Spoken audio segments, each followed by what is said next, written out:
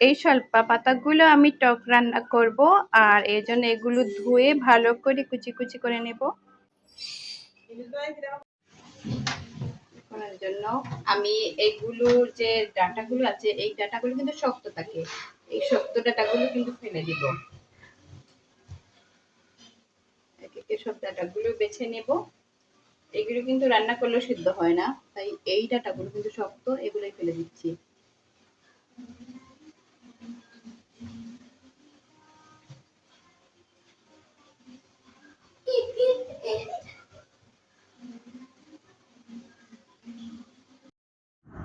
এখন আমি এগুলো ভালো করে কুচি করে নেব, একটু ছোট ছোট করে কেটে নেব। দেখুন তো, এভাবে করে সবগুলো করে নেব।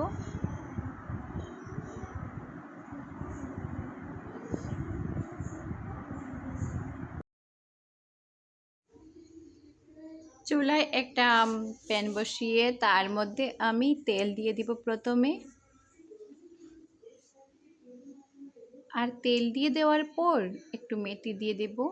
মেথি দিয়ে আগে ফোড়ন দিব।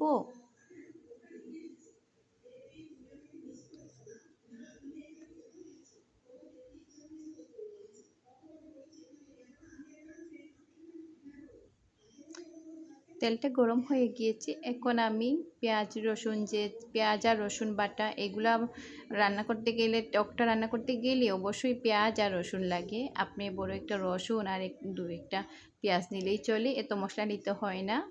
এগুলো আমি বেটে রেখে দিয়েছিলাম, এখন আমি এগুলা দিয়ে দিব।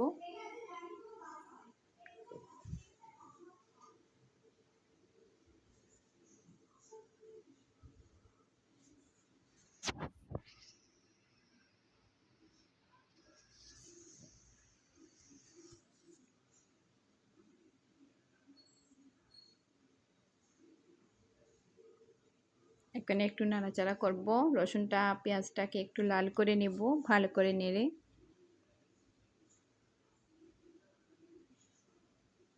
1-1.5 মিনিট।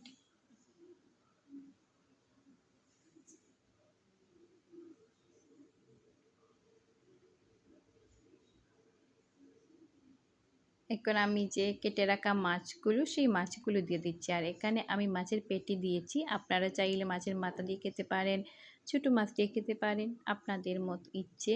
যেরকম আপনারা টক রান্না করতে চান, যে কোনো মাছ দিয়ে, চিংড়ি মাছ দিয়ে খেলে তো আরও বেশি মজা হয়। আজকে আমি দিয়েছি বড় রুই মাছের পেটি, কারণ আমার বাচ্চারা আবার মাছের চাইতে মাছের পেটিটা খেতে পারে, কাটা থাকে না। এখন আমি একটু মরিচের গুঁড়াও দিয়ে দিচ্ছি, আবার এখন হলুদের গুঁড়া, এগুলো সব পরিমাণ মতো। আমি 1 চামচ পরিমাণ মরিচের গুঁড়া দিয়েছি, হলুদের গুঁড়া 1 চামচ, সেটা আপনার ইচ্ছে মতো দিবেন। লবণটা পরিমাণ মতো দিয়ে দিবেন।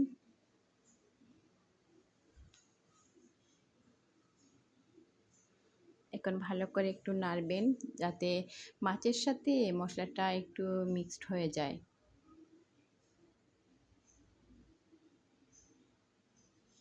আমি একটু পানি দিব, কারণ মশলাটা কিন্তু শুকিয়ে গেলে একটু পুড়ে যাবে, তাই একটু পানি দিয়েছি। আর সেই পানির সাথে কিন্তু মাছটা একটু সিদ্ধ হয়ে যাবে, মশলাটাও মাছের ভিতর ঢুকে যাবে।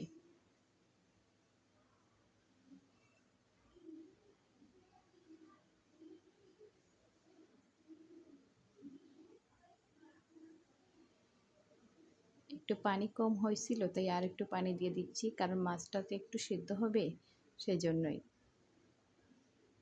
এখন আমি এটাকে একটু ঢেকে দেব, বেশিক্ষণ না, বড় জোরে 2 মিনিট জাল করে নিলেই মাছটা সিদ্ধ হয়ে যাবে, যেহেতু ট্যাঙ্গার মধ্যে আবার পরে দিব কিন্তু, সেজন্যই। এখন আমি মাছটা সিদ্ধ হয়ে গিয়েছে, আবার তুলে নিচ্ছি, তুলে একটা প্লেটের মধ্যে রেখে দিলাম। এখন এই কেটে রাখা যে শোলপা পাতা, সেই শোলপা পাতাগুলো দিয়ে দিচ্ছি, দিয়ে ভালো করে নাড়বো, মশলার সাথে একটু মিক্সড করে নেব, আর সেদ্ধ হবার অপেক্ষা করব। যতক্ষণ না সেদ্ধ হচ্ছে ততক্ষণ জাল করব, তবে চুলার আগুনটা কিন্তু বেশি থাকতে পারবে না, একটু লো আগুনেই রান্না করব, তাহলে পানিটাও তেমন দিতে হবে না।